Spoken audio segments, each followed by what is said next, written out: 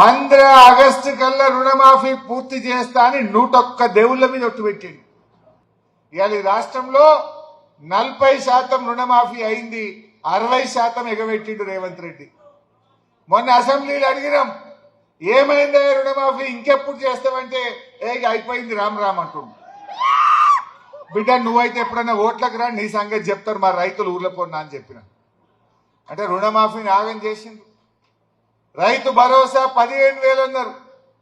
బట్టి విక్రమార్క అసెంబ్లీలో లేచి ఎకరానికి 15,000 ఇస్తానగానే ఇక కాంగ్రెస్ వాళ్ళు బల్లలు కొట్టుడు కాదు, మీ నాగార్జున సాగర్ ఎమ్మెల్యే అయితే ఎగురుడే ఎగురుడు. పడ్డాయి ఆ 15,000, దాన్ని 15 12,000 చేసిండ్రు. పోనీ ఆ 12,000 పడ్డాయా?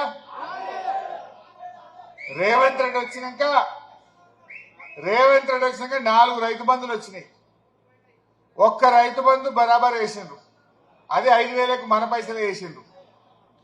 24, 25 వానకాలం రైతు బంధు మొత్తానికే ఎగ్గొట్టిండ్రు 9,000 కోట్లు.